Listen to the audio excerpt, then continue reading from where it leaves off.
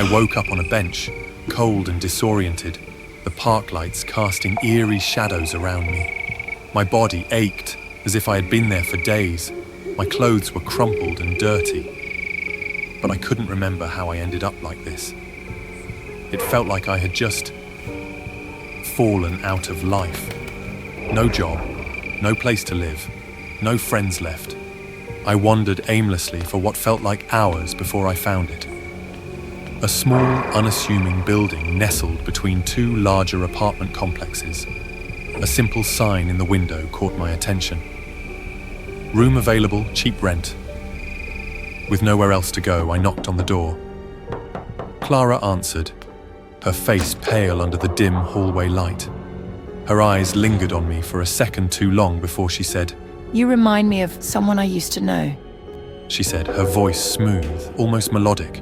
"Anyway, come in. I've been looking for a new roommate." I should have been cautious, but desperation overruled any instincts I had. The apartment was clean, almost unnervingly so. Minimalist. Just a few paintings on the walls, some simple furniture. It felt sterile. Yet, after weeks of feeling like I was spiraling, it was a refuge. "Rent's cheap, Clara said, her eyes never leaving mine. but there are some rules." I didn't care. I nodded, signed the lease, and moved in the next day.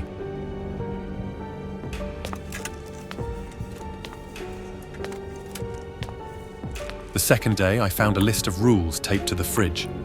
No guests after 1 a.m. Never go into Clara's room. Do not move or touch any of the paintings. The rules seemed odd, but nothing too out of the ordinary. Clara was quirky. Sure, but she was kind enough. She laughed easily, made dinner for us sometimes, and the place was quiet, peaceful, but there was something off, an undercurrent of tension that I couldn't shake. Strange things started happening. One night, I left a dish on the kitchen counter, and the next morning I found it tossed on my bed. "Must have been the wind." Clara joked, but a smile didn't reach her eyes. Then a friend came over for tea. Within hours, he was violently ill, writhing on the floor of his own apartment. Clara shrugged it off, claiming it was just bad luck. But something gnawed at me, a growing suspicion that this wasn't coincidence. I decided to fight back in my own way. I invited a few friends over for a small gathering, ignoring her rule about guests after 1 a.m. Clara didn't say a word, just sat in the corner watching. By the end of the night, all my friends were convinced I was the problem, subtly manipulated by Clara's charm. They left, never speaking to me again. I became more isolated. I bought 2 birds to fill the silence. Julia and Clarice. Clara didn't seem to like them. Her eyes darkened every time she passed their cage. And then one day, I found the cage open. Blood and feathers were splattered on the floor. The birds gone. I snapped.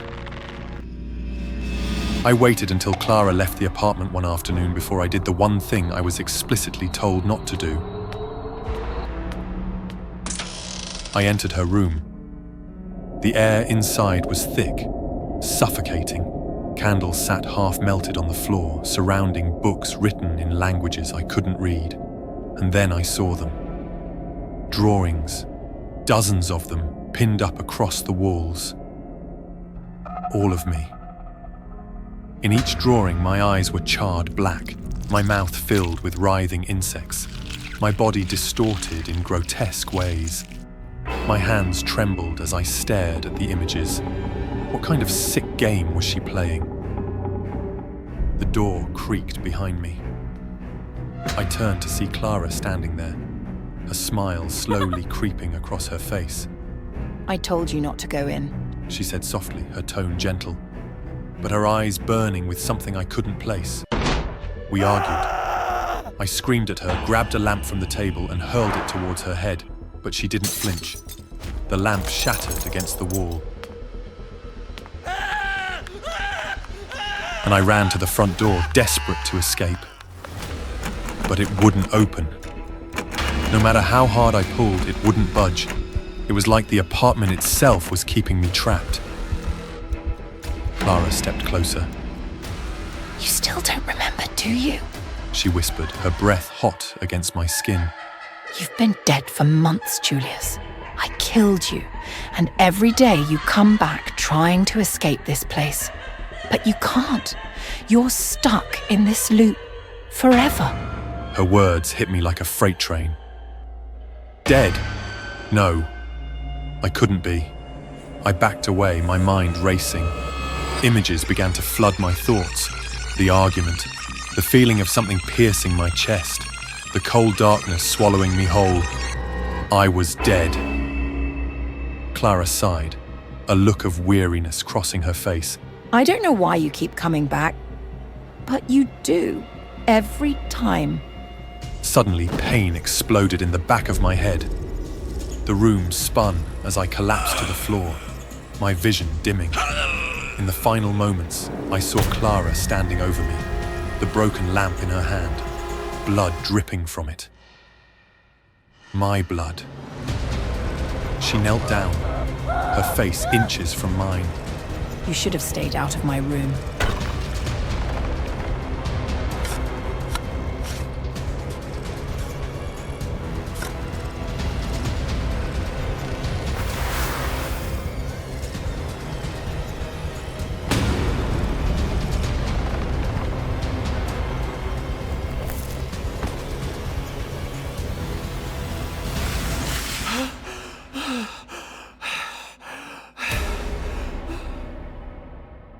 She's a goddamn psycho.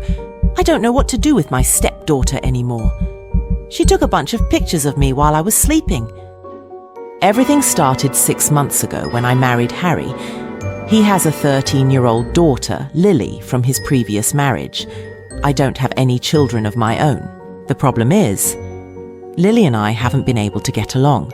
Since the wedding, things have gotten progressively worse. Much worse. At first, she ignored me. Now, she's aggressive. My favourite shoes were smeared with paint. My designer clothes were turned into rags. She even splattered black ink all over our bed like some bizarre art project. Who knows what goes on in these kids' minds? Harry has talked to her many times, but he's never truly scolded or punished her. Lily needs to be held accountable for her actions, but he's too soft to discipline her or take away her phone. He keeps defending her, telling me to be patient and give her more time to adjust. He says Lily is going through a tough time. But what about me? I'm also struggling. I can only sigh and let things slide, but it's getting worse. Harry went on a business trip for 3 days, leaving me to look after Lily. Right off the bat, she started to annoy me. She casually wore my necklace without asking. I told her, "You can wear my necklace, but you need to ask for my permission first." "I don't need to ask for anything," she said. "Yes, you do. You need to learn to ask adults for permission. While your father is away for the next 3 days, you have to listen to me." "I won't listen. You're not my mother," Lily yelled, tugging the necklace until it snapped. I was super angry, so I took her phone and banned her from using it for the next 3 days. She ran to her room, slammed the door, and cried. I called Harry to explain the situation. I knew he was upset, but he agreed that Lily needed to change and that taking her phone was the right thing to do.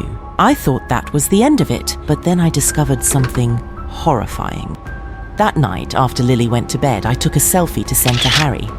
When I opened the photo gallery, I saw pictures of me, sleeping. What the hell was going on?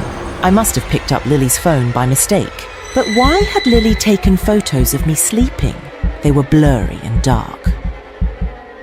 She hadn't used the flash, but I could clearly see my face pressed against the pillow, eyes closed. I could see Harry's shadow in the background, turned away. I scrolled to the next photo, still of me sleeping, but from a different angle, taken from below, like she was hiding under the bed. I checked the timestamps. They were all around 2 a.m. over several weeks. I panicked. Now the only thing I could do was call Harry, but the long ringing tone echoed in my ears, my heart pounding. I called again. Still the long ring. He must have set his phone to silent because he has a meeting tomorrow.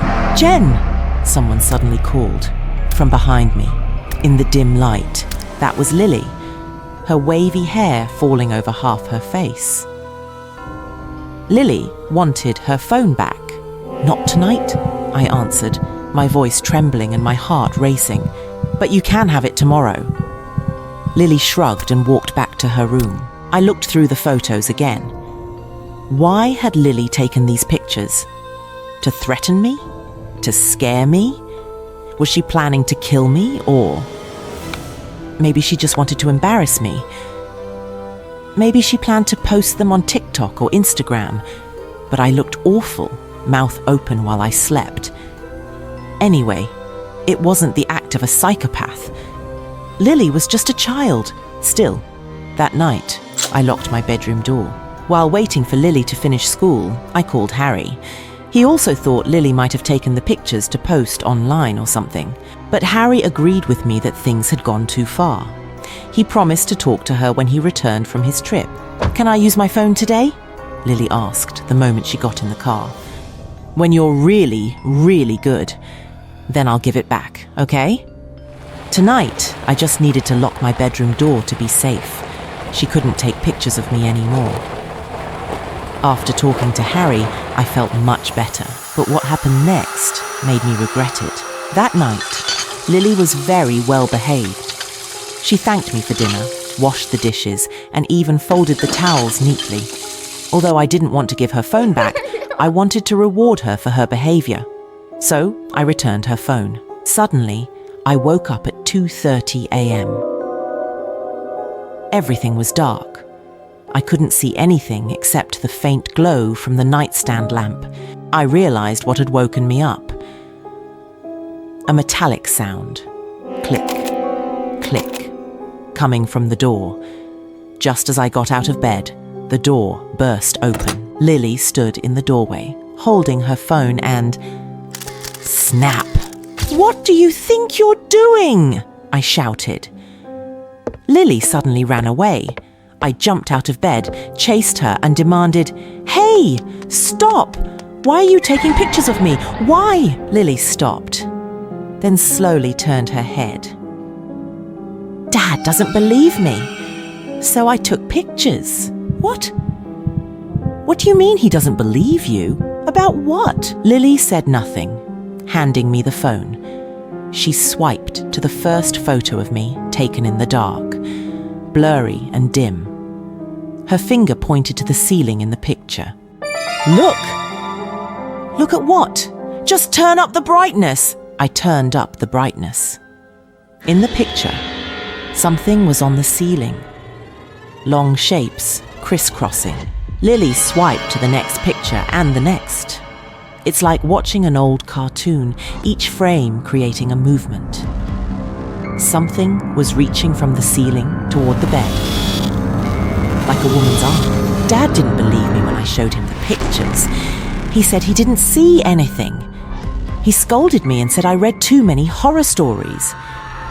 So I showed my friends, but they didn't know either. My heart started to pound. I looked at the last photo, taken minutes ago, when I was sitting up in bed, shouting for Lily, and behind me was...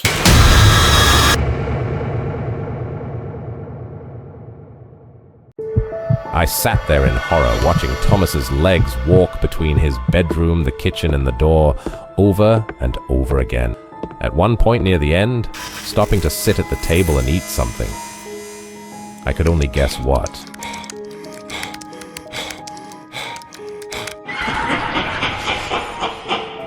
For context, I met Thomas when we were randomly assigned to be roommates our freshman year of college. Nothing seemed to be off with him back then. Yeah, he was out a lot and came back late at night, but I always figured he was just having fun with friends. It's not like I wasn't doing the same. We had 4 semesters of living on campus. 2 years. In that time, he never struck me as particularly eccentric. Maybe a few little things, like how he never put any food in our mini-fridge, but nothing that warranted genuine concern. It wasn't until we moved into an apartment that things started to become strange. I moved in about a week after he did, a few days before classes were going to start. I was supposed to come in at the same time, but my aunt died, and I needed to help my dad with some aftermath there. It would have kept me longer had the start of the semester not snuck up. But that's beside the point. We viewed the apartment together initially, and it was a pretty nice, cozy place. Not exactly modern, but sure as hell cheap enough to make it worth it without said price being shady. Neither of us were bothered, but when I was finally able to move in, the place looked worse for the wear somehow. Significant enough that I noticed immediately. The paint in some places had started chipping severely, something Thomas didn't even react to when I pointed out. The floors were mostly fine, but a few of the boards creaked particularly loud, which I hadn't noticed at our viewing. Again, enough that it bothered me, and still not enough for Thomas to give a damn about it. Then, there was the fact that the lock to the remaining bedroom, mine, was broken. A problem not very easily fixable on a college budget. I asked Thomas about that one, making sure he actually answered me, but he just kind of shrugged it off and told me he hadn't noticed it. But still, okay, whatever. Weird, but probably not a big deal besides losing our security deposit. It didn't matter. The semester started and the weeks progressed. And that was when I started noticing things about Thomas. Living in an apartment instead of a dorm was the most distant he'd ever been. It's not like he was ever super talkative, but now it seemed like he'd only glance my way and move on, unwilling to do more. In fact, he only really talked to me if it was to snap at me about being clean or quiet. With the former, he was only a little bit of a clean freak back in our dorm. Incessant about his own side, but he only got really pressed about it if any of my mess seeped into his. Here and now, though, it really shined through how bad it was. He never touched my room or anything, but the rest of the apartment had to be spotless or he'd be pissed. A few times more recently, he's thrown out my stuff because I hadn't touched it in too long, whatever that means. Nothing devastating. But one of those things was a spare charger I had to dig out of the trash and then get sprayed down with Feebreeze. Nothing short of annoying is what I'm getting at here. Why he suddenly became really anal about it was anyone's guess at that point. As for the being quiet part, that was an entirely new issue. Thomas never gave a damn if I was loud while playing a game before, but suddenly now it was worth slamming my door open without knocking over. I asked him to maybe be a little more polite about the issue when it came up, but I was again sort of just brushed off. Still, it rubbed me the wrong way how suddenly angry he was getting about the issue. Yes, it was my fault, and I got better about it, but what the hell was with the switch up? Yet, I still just wrote it off. Maybe he had some mental or emotional stuff going on he didn't want to talk about? I could be patient with him, sure, but it got worse. A roommate who clearly labels what food is his in the fridge is nothing to be mad about. Still, a few weeks into the year, I did a deep clean of the refrigerator. One that, to be fair, I had meant to do as soon as I moved in. But it was too late for that, and now I had to take everything out to scrub it down. Only a few things were his, most of them in the freezer. I took them out, setting them aside to clean it up quickly so nothing went bad. Probably no reason to worry about that, but whatever. Once I was done, I was checking over everything as I put it back in when I noticed something with his name on it had an especially pungent smell. It was awful enough that it made my nose instinctively wrinkle up. I put it back down, hastily shoving everything else back into the fridge before turning to it. Nothing really weird, just a piece of meat in tight saran wrap that looked to be still a little bloody. Frowning, I started unwrapping it to make sure Thomas hadn't put rotten meat in the freezer. The odor only got more foul as I did. It was a smell difficult to describe, though it was what I was worried about. Before I actually unwrapped the whole thing, it had a lot of layers, something I only questioned after the fact. Thomas came home and stopped dead in the doorway. "Why are you touching my stuff?" he yelled and stormed over after a second, snatching the meat off the table and immediately starting to re-wrap it. His hands were shaking. "It smells disgusting, man," I told him, stepping back a little. I wanted to check it wasn't rotten. "It's not. I'm just on a diet," he snapped. "Don't take my food." "I wasn't taking it," I hissed back. "Don't touch it!" Thomas stuffed the meat back into the freezer at that, then swiftly retreated to his room, barely opening the door and sliding through. Leaving me to scrub my hands of that horrible stench, it was then that I really got suspicious of Thomas. The other weird things layered onto that incident that made me start observing him closer. I wasn't trying to stalk my roommate by any means, but looking past the surface made me notice some more things. How half the creaking boards were in front of his room. How he always slipped into his room like he was hiding something in there, that most of his labeled food had that same disgusting odor of death when I checked. Well, sniff tested them. After the first time, I was a little scared to unwrap another one. Maybe it was stupid, but I'd read online somewhere that a reason for creaking floorboards could be that they had recently been lifted up. So, another little investigation started, this one intentional. When Thomas left for class, I started checking under the boards, and it wasn't long before I turned up something. A handsaw, off-putting thing to be hidden under my feet, to say the least. It looked pretty well worn, clean but used. Aside from the saw, lifting the board let me see a mysterious reddish-brown blotch stained into the underside of it.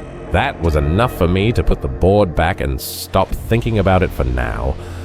At least, until I could come up with a plan. I had a film major buddy, and I managed to convince him to let me use an old video camera of his for science. I hid it in a plant and aimed it at the door to Thomas's bedroom at leg level. Set up to stay at said friends for the night, and then let it play out. In hindsight, a mediocre video camera was a really shitty pick for this, but it did the job enough. I didn't get a live feed or anything, and I was left to wallow in anxiety the whole night. But when I got back while Thomas was out the next day, I could dig the camera out and watch what it showed me. After charging it anyway. It caught 8 hours of footage before dying. Most of it was nothing, which I sped through until Thomas walked into frame, emotionlessly kneeling down and yanking the floorboard up. I jumped back and let the video play, pulling the handsaw out and putting it down again. He walked into his room, seemingly stowing it away, then left again for another hour or so. When he came back, there was a woman our age with him. They were talking quietly enough that the video camera didn't pick up the words, but I could make a guess what it was about. They disappeared into his bedroom, the lock clicking loudly. It remained quiet for another moment before the worst, most horribly unsurprising sound met my ears. A woman's scream being cut short. I could barely watch the next 2 hours of footage. All that remained before the camera died. Guys, I think my roommate is a freaking cannibal. After witnessing it, I became haunted. The handsaw, the smell of blood, the peeling paint on the wall, the girl's terrified screams. I guess I might be Thomas's next target. My instincts are telling me so. I think I should gather all the evidence and report to the police. Thomas is going to be home from his class soon. I'm worried he knows that I've got him figured out. Or at least under enough suspicion to warrant police involvement. I can't confront him. That's a horrible idea. But I think I hear his keys jingling. So I'm going to have to pass him if I want to go to the cops.